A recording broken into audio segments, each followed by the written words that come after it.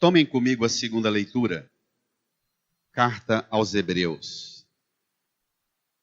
Muitas vezes e de muitos modos falou Deus outrora aos nossos pais, pelos profetas, falando de tudo o que aconteceu no Antigo Testamento.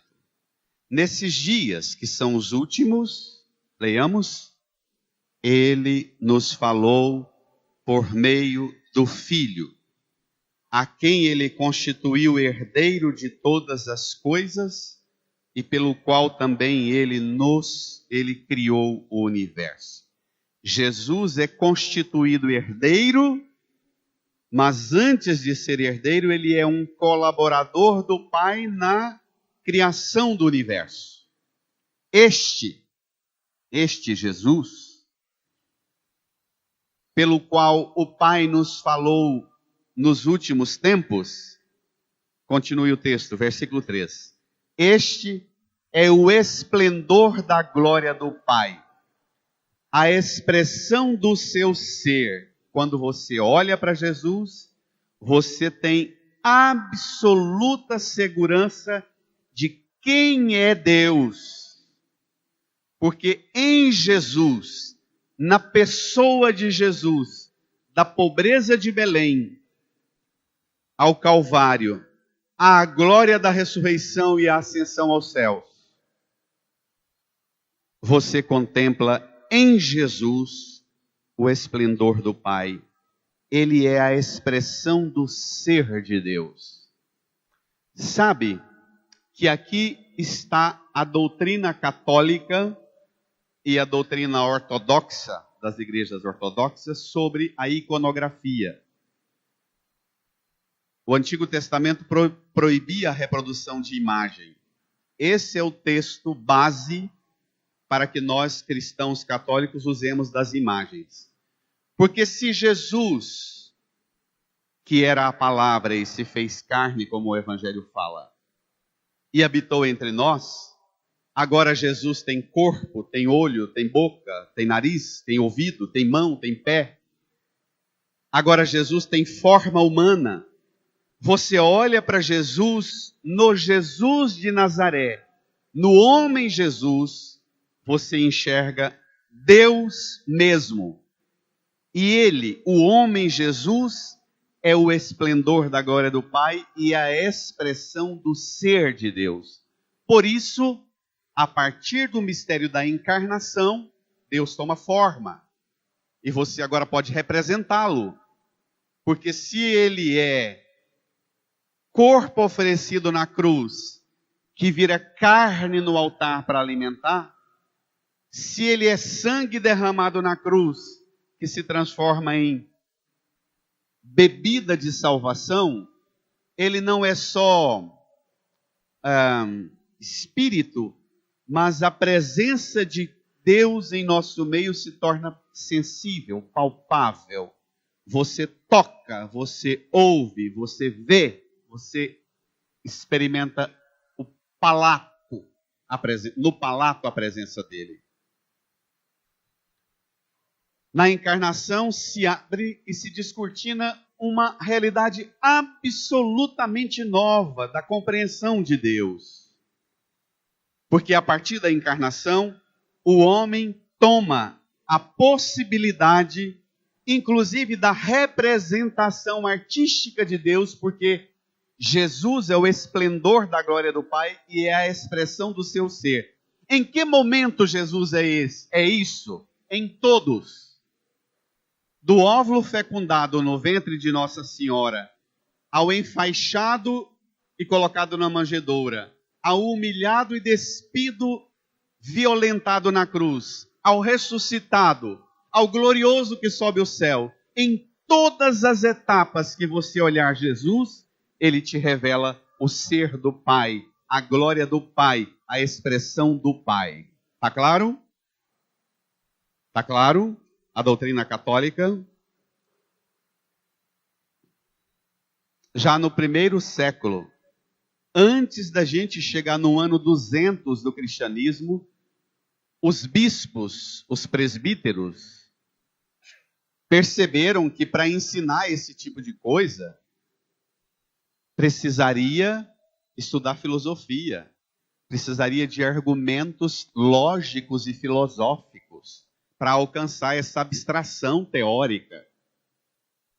Porque a fé cristã, ela não é uma fé burra, estúpida, de alguns versículos interpretados, e corre o risco de qualquer um chegar em nós e dizer que a nossa representação e expressão de fé é heresia, é pecado, é idolatria, e sai um bando de católico tonto com medo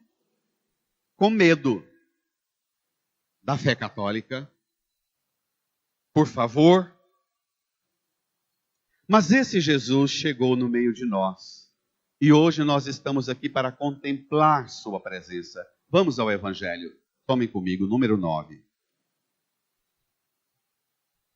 Quero tirar uma ideia central desse texto.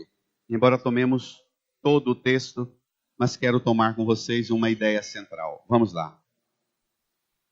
É do prólogo do Evangelho de João.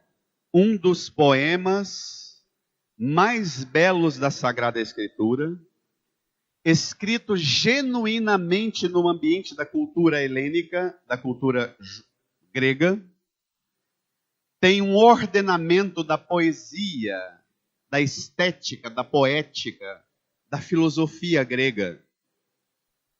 Trabalha com uma cadência de expressões e uma evolução. Se você acompanha o poema, ele vai te elevando, termina entrando plenamente no mistério de Deus. Vamos lá? No princípio era a palavra, e a palavra estava com Deus, e a palavra era Deus. No princípio estava ela com Deus. Tudo foi feito por ela, e sem ela nada se fez de tudo o que foi feito. O evangelista João, já no comecinho do seu evangelho, capítulo 1 e o capítulo 2, Jesus já está grande e já está trabalhando. Porque João escreveu o evangelho dele num período privilegiado. Quando ele escreveu o seu evangelho, ele já tinha contato com os outros 3 evangelhos. Então ele não precisava relatar. Pelo contrário, o evangelho de João a gente chama de síntese espiritual das comunidades cristãs do começo do cristianismo. Eu, às vezes, vou falar uma coisa meio pesada, eu sei que é pesada, para mim também. Eu, às vezes, entro nas livrarias católicas, ou as pessoas me mostram alguns livrinhos de espiritualidade que estão lendo. Eu folheio, eu leio, ganho alguns, leio, e não se assustem. Jogo fora e penso, para que ler essas porcarias se a gente tem o Evangelho de João como o primeiro e mais perfeito manual de espiritualidade cristã?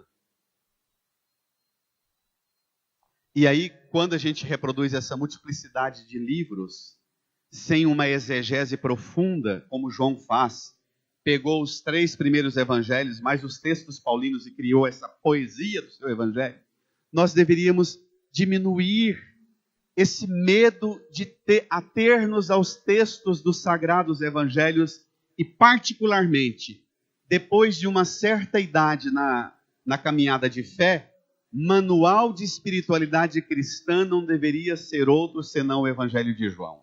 É o melhor. No princípio era a palavra estava com Deus, a palavra era Deus. Versículo 4. Nela, na palavra, estava a vida, e a vida era a luz dos homens. E a luz brilha nas trevas, e as trevas não conseguiram dominá-la. Leia, igreja. Era a luz de verdade que, vindo ao mundo, ilumina todo ser humano. Ilumina todo ser humano. Uma síntese não da infância de Jesus, mas uma síntese do mistério eterno e do mistério da revelação inteira. Esses pouquíssimos versículos que nós lemos é um tipo para chegar em Jesus e Jesus em nós, ilumina todo ser humano. Curiosamente, essa expressão precisa de nós nos ocuparmos com ela. Jesus é a luz da verdade que ilumina todo ser humano. Qual é a razão da fé cristã? O caminho da iluminação. Você sabe se você está no caminho certo da fé cristã, se vivendo os seus hábitos de oração, de piedade, de devoção, você vai sendo revelado cada vez mais para você mesma, para você mesmo. Se você se conhece a si. Tem gente que acha que fé tem a ver com informação e saber um monte de acumuladas informações da história ou das filosofias ou das linhas e das correntes teóricas. Mas a razão última da relação nossa com a fé é que você seja uma pessoa, um ser humano iluminado, que em você, pela luz que é Cristo, você não tenha dúvida sobre quem sou eu, quem é o outro que está comigo. Muitas vezes nós nos tornamos escravos compulsivos de anseios, de métodos de fé, de religião, de devoção, de espiritualidade, mas a gente não faz a palavra ser ferramenta exatamente para que a gente se torne iluminada. Não é você é um ser iluminado, cheio de coisa linda, não. Você é um ser iluminado pela palavra, você é clareado pela luz da palavra. Você não tem dúvida, porque ela revela você para o mundo, para a sua missão, para a sua vocação. O som está piorando, Nara. Cuida lá. Leia, versículo 10. A palavra estava no mundo, e o mundo foi feito por meio dela, mas o mundo não quis conhecê-la. Ah, tá. Esse é o segredo. A palavra estava no mundo, ela veio para iluminar todo ser humano, tudo foi feito por meio dela, mas o mundo não quis conhecê-la. De novo, eu tenho dito para algumas pessoas que me procuram, querendo que o padre oriente espiritualmente, eu falo, qual que é a sua fonte? Traz para mim. E a pessoa traz. Eu não tenho dúvida da extravagância dos meus métodos. Eu digo, joga isso fora, dou isso, dá isso aqui para uma biblioteca, pega o Evangelho de João, pega os 4 evangelhos, que eles vão te revelar. Vão dar-te a conhecer a você mesma, a você mesmo. Se ocupe com a palavra. O mundo que não quer conhecer a palavra, é lógico que existem muitos livros muito bons que ajudam a gente a compreender a Bíblia, a história sagrada, o contexto em que o livro foi escrito, e a gente tem que ocupar também com leitura boa. Mas em função da palavra, e não em função de acúmulo de informação e de conhecimento teórico, de vaidade. Quando o mundo quer e topa conhecer a palavra, olha o que acontece. Veja, veio para o que era seu e os seus não a acolheram. Esse é o problema do mundo. Jesus, a palavra, veio para o que era seu, mas os seus não acolheram. Os seus não acolheram. Os seus não a acolheram. Mas quem acolhe a palavra é o que acontece? Leia, versículo 12. Mas a todos que a receberam, deu-lhes capacidade de se tornarem filhos de Deus. Ah, tá. Mas eu não preciso da palavra para me tornar filho de Deus. Para tornar filho de Deus, eu preciso de ser batizado.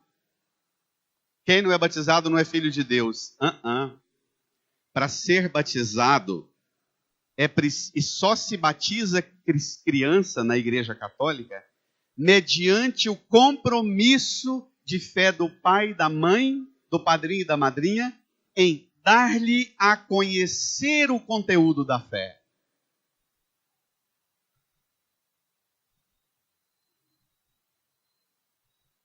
Para ser filho de Deus, é preciso conhecer o conteúdo da fé. É preciso conhecer a palavra. E quem se põe a acolher a palavra, a compreender a palavra, é capacitado e qualificado para se tornar filha e filho de Deus.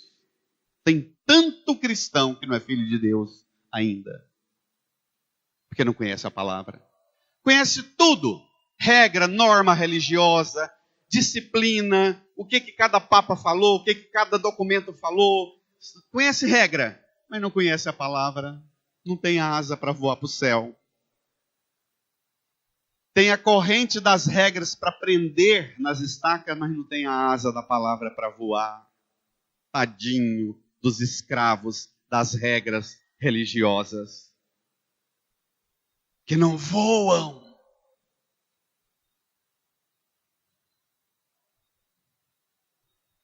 Tomem comigo o que vem agora.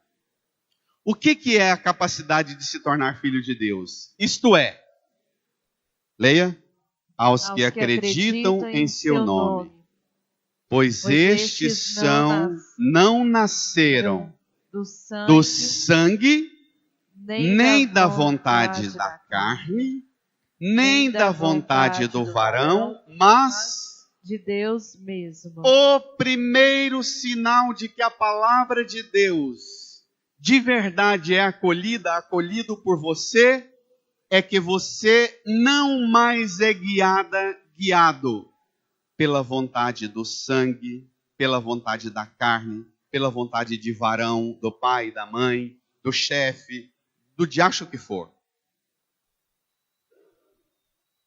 Se você acolhe a palavra e acredita no nome do Senhor, você é uma pessoa que é guiada pela vontade de Deus mesmo. Ontem, no domingo, eu preguei isso e disse, e hoje eu repito, cuidado quando você reza o Pai Nosso. Pode ser que você não esteja realizando os seus sonhos, conquistando suas ambições, rezando tanto e não conseguindo realizar o que você busca. Pode ser que a mandinga que te impede de realizar as suas ambições é porque você está rezando o Pai Nosso. Porque quando você reza o Pai Nosso, e no rito católico ainda fala para levantar a mão para o céu e dizer, venha a nós o vosso reino, seja feita a vossa vontade, não a vontade da minha carne, não a de um varão, de uma varoa que manda em mim, não a vontade do sangue. A partir do momento que você abraça a fé, o primado da fé em você é, em mim não rege mais a vontade, nem da carne, nem do sangue, nem do varão, mas de Deus. Por isso, quando eu rezo o Pai Nosso, eu levanto a mão livre para o céu e digo, não tenho nada em minhas mãos, senão a liberdade para dizer, põe nas minhas mãos o que o Senhor quer que eu faça. Eis-me aqui, seja feita a vontade do Senhor, na terra, no céu, onde estiver. Repito, irmão, cuidado com o Pai Nosso.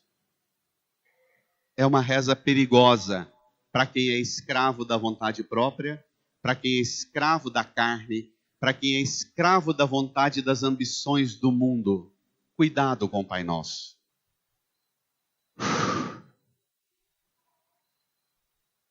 E a palavra, terminemos o Evangelho, vamos? E a palavra se fez carne e habitou entre nós. E nós contemplamos a sua glória. Glória que recebe do Pai como Filho unigênito, cheio de graça e verdade. Nós contemplamos a sua glória. A glória de Cristo se manifesta para nós primeiro na palavra dirigida aos nossos pais, aos profetas do Antigo Testamento. Agora, por último, a glória e o esplendor de Deus se revelou na pobreza de Belém. Pega o menino Jesus, por favor, Tiago. A glória e o esplendor de Deus e da vontade de Deus se revela para nós nessas duas cenas aqui. Fica como eu fiquei aqui de frente Levanta mais o menino Jesus. Tá vendo bem? Tá vendo bem? Tá. Sobretudo vocês que celebram o 7º dia, eu queria propor a vocês, os familiares da Ercília e do Valdomiro, a tomarem comigo a primeira leitura, uma ideia na primeira leitura e uma ideia no central no Salmo. Tome lá, toda a igreja. Como são belos andando sobre os montes os pés de quem anuncia e prega a paz, de quem anuncia o bem e prega a salvação, e diz a Sião: reina teu Deus. O pregador tem que impor o primado do reinado de Deus. O pregador não é um promotor das realizações e das vontades do mundo, senão da vontade de Deus. Ouve-se a voz de teus vigias, eles levantam a voz, estão exultantes de alegria. Sabem que verão com os próprios olhos o Senhor voltar a Sião. Leia comigo toda a igreja agora. Alegrai-vos e exultai ao mesmo tempo, ó ruínas de Jerusalém. O Senhor consolou o seu povo e resgatou Jerusalém.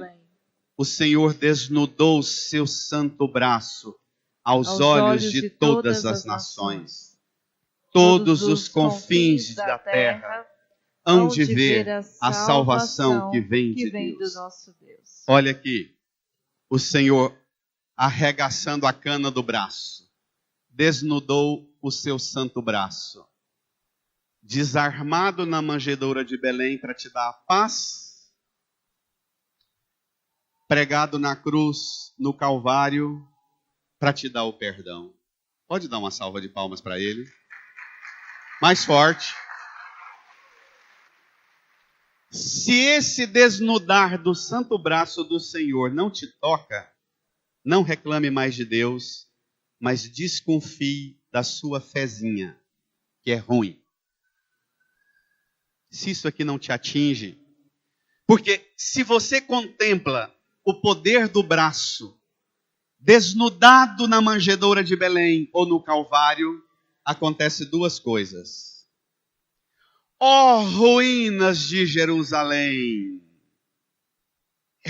exultai, alegrai-vos e exultai ao mesmo tempo, ó ruínas de Jerusalém. Vocês que celebram o 7º dia, que passaram esses 7 dias na ruína da morte, da dor, a palavra diz a você: alegre e exulte, ó ruína do seu coração, da sua alma. Ontem eu vi uma coisa, uma matéria no jornal e fiquei curioso e fui pesquisar. A síndrome do fim de ano. Das pessoas que entram no fim de ano, Natal e Ano Novo, representa uma festa de tristeza, de desolação, porque associa o fim do ano a fracassos, experiências dolorosas. Este ano eu perdi minha mãe, perdi meu pai, perdi. Você precisa olhar para os braços do menino Jesus e dizer para as ruínas do seu coração: alegre-se, exulte, ó ruína da minha alma, do meu coração, ó ruína do meu corpo, alegre-se, exulte. E tem uma ideia também que me toca muito, que a gente canta no Salmo, preparem aí, que diz: os confins de toda a terra hão de ver a salvação. Essa expressão para nós goianos e nós mais antigos, né, Natal? Confim. Lá nos confins, lembra os lugares mais longínquos, mais inóspitos, da desolação, da ausência. Pois quem estiver lá no cafundó do mundo, também contempla a salvação que vem de Deus. Se você está se sentindo lá no fim, sozinha, sozinho, na desolação, na tristeza, também seus olhos são chamados a contemplar a salvação que vem de Deus. Canta. Epa, não preparou. Pedi para preparar. Pegue comigo a 3ª estrofe do Salmo. Os confins do universo contemplaram a salvação do nosso Deus. Leiamos juntos. Aclamai o Senhor Deus, ó terra inteira. Alegrai-vos e exultai. Não fique um pedaço da terra, não fique um pedaço do canto do mundo, os confins do universo.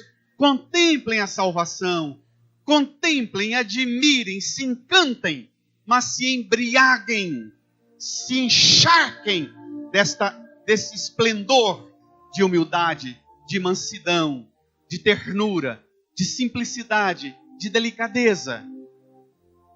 Estende a sua mão aqui para Jesus. Fale comigo, Jesus. Jesus. O Senhor mostrou, desnudou o seu braço santo desnudou o seu braço santo e forte na humildade de Belém, na pobreza de Belém, na humilhação da cruz. O seu braço santo e forte revela para mim a salvação que vem. Alegra-me, Senhor, com a sua chegada. Põe a mão no seu coração, incline a sua cabeça e diga comigo: Jesus, os confins do meu coração, da minha alma, as ruínas do meu coração, as ruínas da minha alma, do meu corpo, do meu espírito, de todo o meu ser, que nada em mim fique longe da alegria da sua chegada. Senhor Jesus, eu te contemplo, eu te acolho, eu te declaro, meu Senhor, meu Salvador, meu Deus. Alegra-me, Jesus. Vence as ruínas em mim. Vence a solidão em mim. Amém. Amém. Fique um tempo com a cabeça inclinada, a mão no coração. Apresente as ruínas do seu coração, da sua alma, do seu corpo cansado, ferido. Apresente os confins da sua vida, os lugares mais estranhos da sua alma e do seu coração. Peça ao Senhor para mandar luz para lá, para mandar alegria para lá.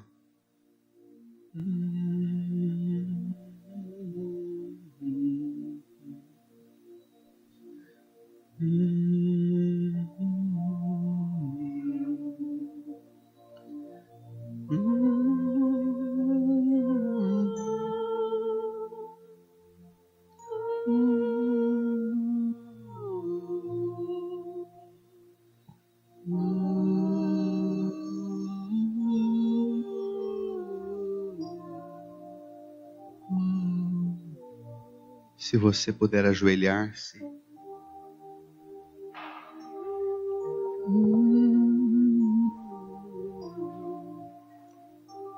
Crianças, também vocês, crianças, de joelhos.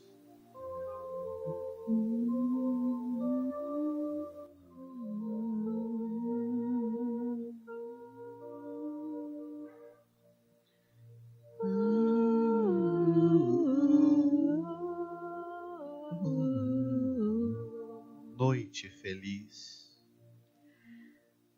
Noite feliz.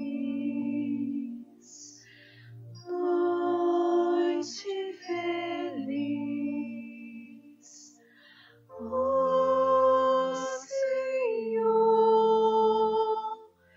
Deus de amor, pobrezinho nasceu em Belém. Está lá, ó Jesus, nosso bem. Dorme em paz, ó Jesus.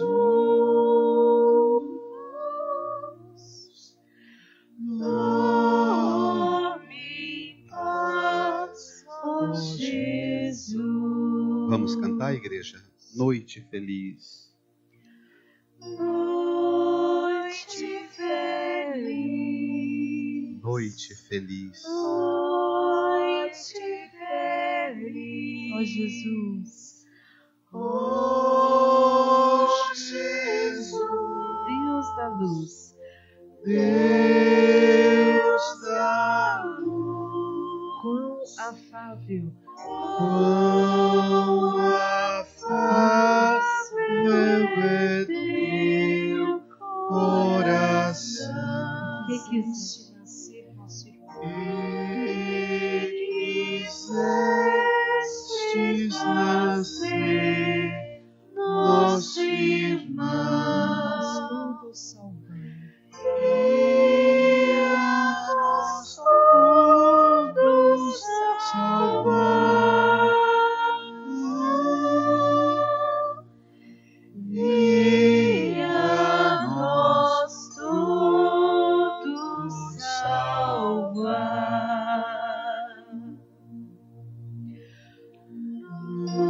Noite feliz. Canta, igreja. Canta para sua alma. Canta para os confins do seu coração. Canta para as ruínas da sua vida. Os pastores, Aos pastores, os anjos do céu, anunciando a chegada anunciando a chegada de Jesus, Salvador. Salvador.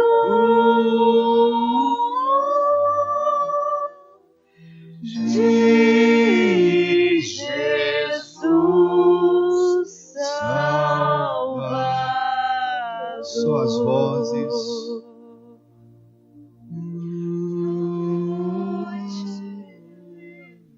Noite feliz. Noite feliz. Ó Senhor, Deus de amor, Nasceu em Belém. pobrezinho nasceu em Belém.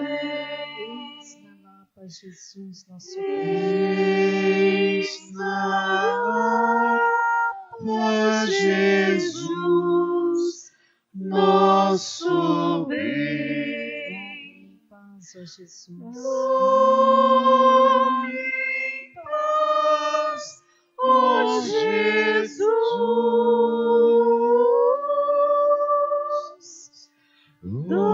Dorme em paz, ó Jesus. Incline a sua cabeça. Feche os olhos. Põe a mão no seu coração.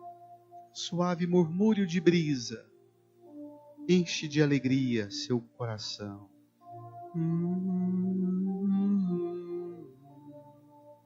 Suave murmúrio.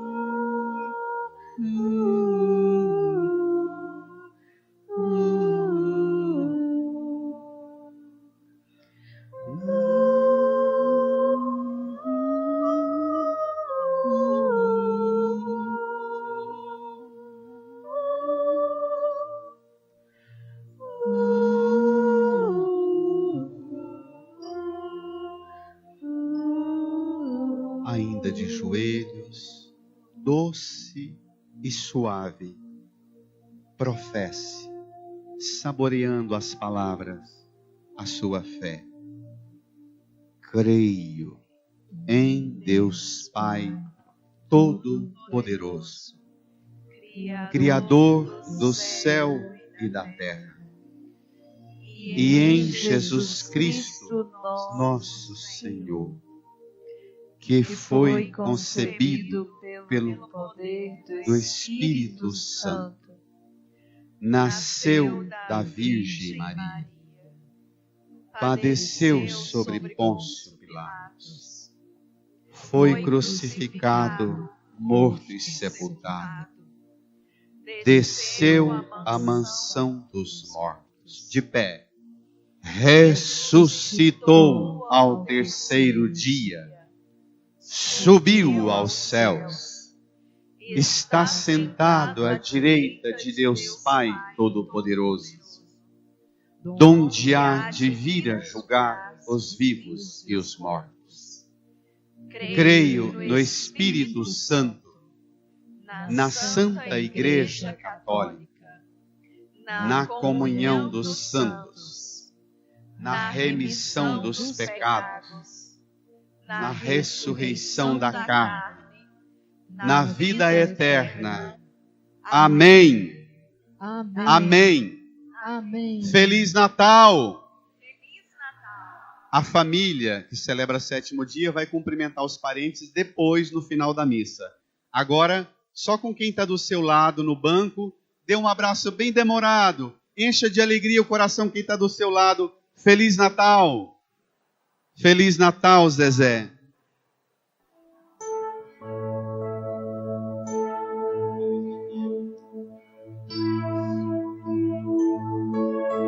Noite feliz, noite feliz, ó Senhor, Deus de amor, pobres e Levante a mão para o céu, em Belém, levante as mãos para o alto. exalava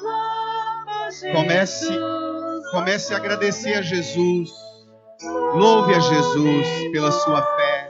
Jesus, Agradeça a alegria da fé.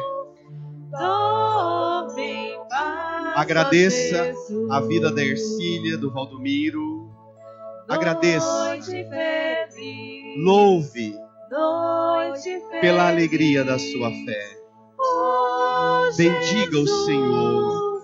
Deus da luz. Obrigado, Jesus. Te louvamos, te glorificamos, te agradecemos pela graça dessa fé, pelo esplendor da fé e no esplendor do Natal.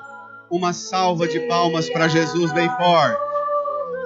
Um grito de amor para Jesus.